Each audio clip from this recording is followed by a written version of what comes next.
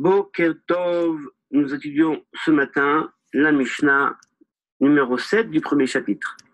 Pour rappel, les Mishnayot que nous avons étudiés hier et avant-hier avaient introduit le concept de Shvitat Kelim, c'est-à-dire, selon Bet Shammai, qu'un juif a une responsabilité le jour du Shabbat, pas uniquement envers ce qu'il va lui accomplir ou ce qu'il va faire ou pas faire, mais également envers ses kelim, c'est-à-dire ses outils, ses instruments, ses objets. Et on avait vu justement dans les dernières Mishnayot, par exemple, qu'il était interdit de poser des pièges selon Bet Shammai. Si un animal pouvait y être attrapé, il pouvait s'y faire piéger avant Shabbat. Et donc, vous voyez que Bet Shammai eh bien, considère que ce concept de Shvitat Kelim est un concept important. On ne laisse pas des ustensiles qui appartiennent à un juif eh bien, à travailler, même d'eux-mêmes, pendant Shabbat. Alors, on a vu la première Mishnah qui nous parlait de ceci, traiter de la question donc des teintures avant Shabbat. La deuxième Mishnah nous parlait de la question également des teintures de lin, de laine. La Mishnah d'après nous parlait donc des animaux. Et la Mishnah aujourd'hui eh bien, va nous parler du rapport aux non-juifs le jour du Shabbat. Commençons tout d'abord par lire la Mishnah et ensuite nous essaierons d'expliquer. Bet Shammai Omrim. Bet Shammai nous disent En Mochrim la Nochri. Avant Shabbat, on ne commerce pas avec des non-juifs. On ne vend pas de choses avec des non-juifs.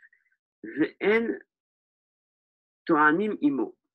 Et on ne l'aide pas non plus à charger son âne, donc la marchandise qui a été vendue. Ve'en matbi'in alav. Et on ne portera pas avec lui quelque chose pour lui mettre sur les épaules. Et là, kedesh yagel enakom karov, uniquement à condition qu'il arrive à un endroit proche, donc un endroit proche, c'est ce que la Mishnah nous dit. Ou Bet Hillel Matirim, Bet Hillel, quant à eux, permettent toutes ces actions-là. Alors, essayons de rentrer un petit peu dans cette Mishnah et de comprendre ce qui s'y passe. Alors, tout d'abord, on voit bien que le sujet essentiel de la Mishnah, c'est donc la relation avec les non-juifs, Shabbat, avant Shabbat, et ce qui va se passer pendant Shabbat.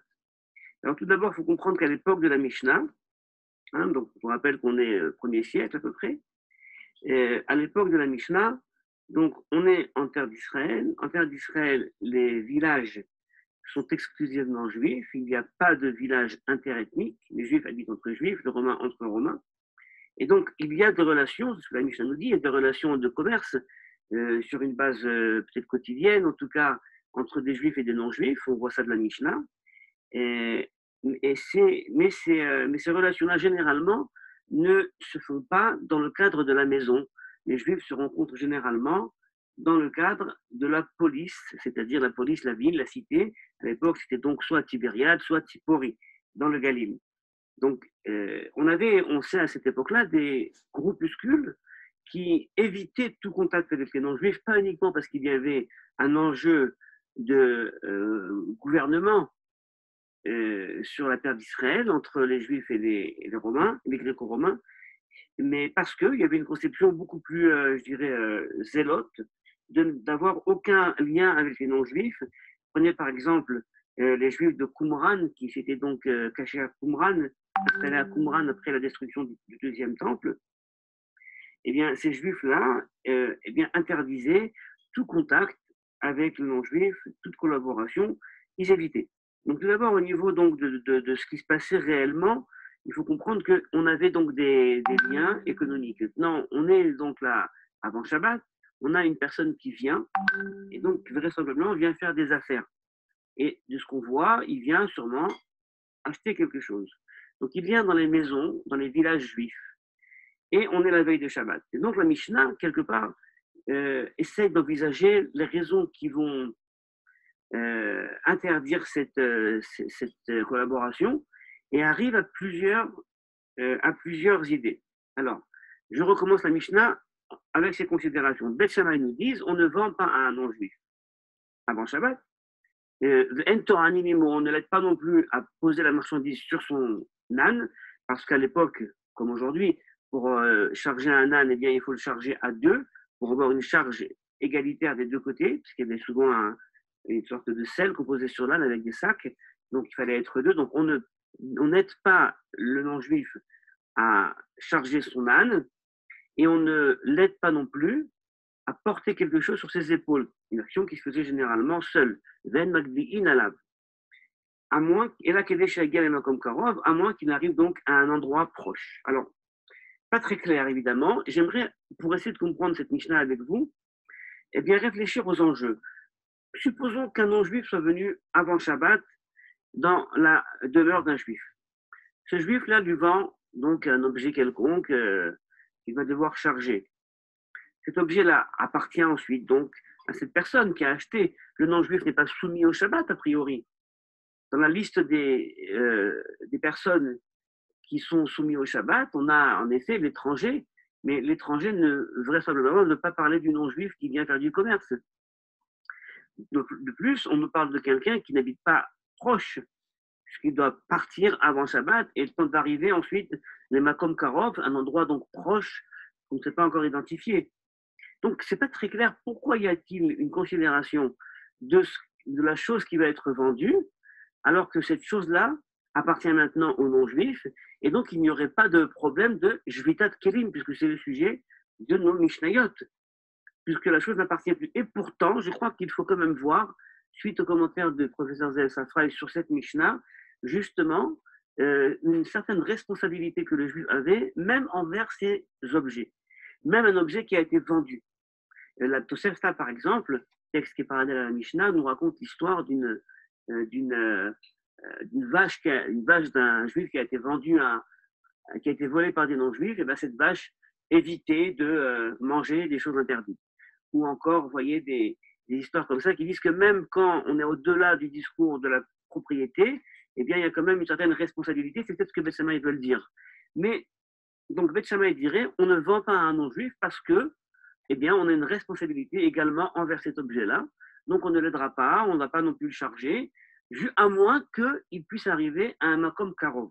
Alors, le Talmud va discuter ce concept énormément. C'est quoi un makom karov? Certains vont dire, eh bien, c'est qu'il puisse sortir de la ville. Certains d'autres vont dire, c'est qu'il puisse arriver chez lui. Vous voyez, parce que l'objet n'aura pas à ce moment-là, donc, si on peut dire, transgression du Shabbat. Mais je crois que partir dans un sens comme ça, c'est un peu tiré par les cheveux, si vous voulez. Et Beth Hillel, eux, vont permettre toutes ces actions-là. Mais voyons plutôt qu'est-ce que veut dire le rabbi Ovadia Barthénoura. Donc, le commentaire que j'ai ramené ici plus bas, on va lire son commentaire pour essayer de comprendre la façon dont il perçoit cette Mishnah. Alors, Veloto animimo, donc, à la Hamor, on ne portera pas avec lui, on ne l'aidera pas à charger donc, sur l'animal, et pas non plus donc sur lui-même, sur ses épaules. Pourquoi nous dit le Barthénoura, parce que la personne qui verra ça, eh bien, aura l'impression qu'on l'aide à porter quelque chose pendant Shabbat. Donc là, on n'est déjà pas uniquement dans la responsabilité envers l'objet, mais il y a une certaine relation qui s'instaure entre le juif et le non-juif, qui est je vais t'aider à faire quelque chose, je vais t'aider à le porter. Et dans cette aider à le porter, eh bien, c'est un peu comme si c'est pas uniquement une vente qui a été faite, mais c'est peut-être même une sorte d'accord qui a été passé entre ces deux personnes-là, où le juif dirait au non-juif, donc on rentre là dans l'histoire peut-être de Amira, d'accord, pendant Shabbat, fais quelque chose pour moi. Et là, donc on a quelque chose qui est de l'ordre non pas de l'interdit en soi, mais de ce que les gens vont croire qui s'est passé.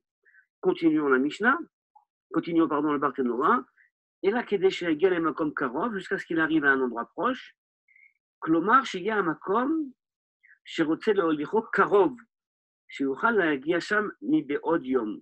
L'endroit donc pour lequel il peut arriver, soit un endroit qui soit proche, afin que personne ne puisse dire, voyez, ah, c'est le juif qui a demandé au non-juif de faire un travail pour lui pendant Shabbat, parce que dans tous les cas, le gars est arrivé chez lui ou à un autre endroit où il devait s'installer avant Shabbat.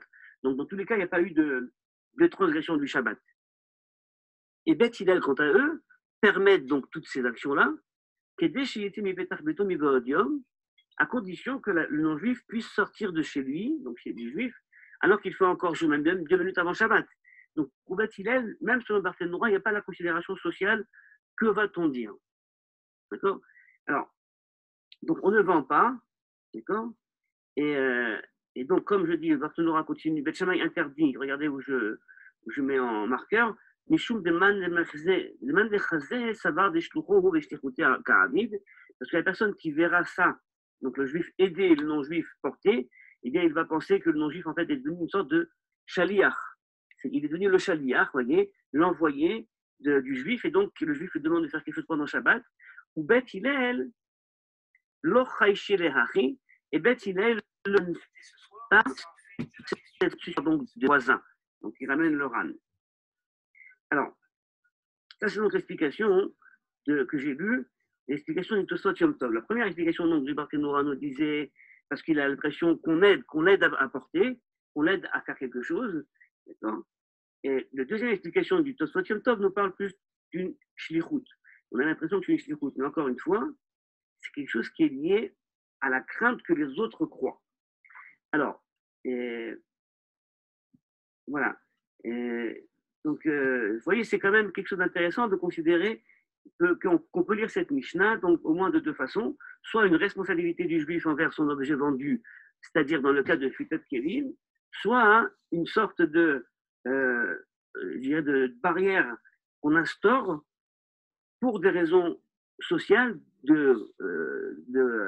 qu'est-ce qu'on va en dire et qu'est-ce que vont penser les voisins. Et si les voisins, au fond, voient qu'on aide un non-juif, peut-être vont-ils considérer soit que la personne est en train de transgresser Shabbat, soit ils peuvent en apprendre peut-être que c'est permis, ce que je doute à l'époque talmudique, tout le monde savait quand même. Donc, c'est plus ou moins, vous voyez, les deux cadres dans lesquels on peut, je crois, comprendre la Mishnah. Je vous rappelle que cette Mishnah, donc, j'essaie d'interpréter en fonction des très bons écrits donc, de Zev Safra et dans son commentaire Mishnayot Eretz Israël, donc commentaire sur toute la Mishnah, il prend en considération ce qu'on appelle la Aliyah Talmudite, c'est-à-dire eh bien, les faits réels, la concrétude, l'existence des Juifs en terre d'Israël à l'époque du Second Temple. Je vous souhaite une très bonne journée.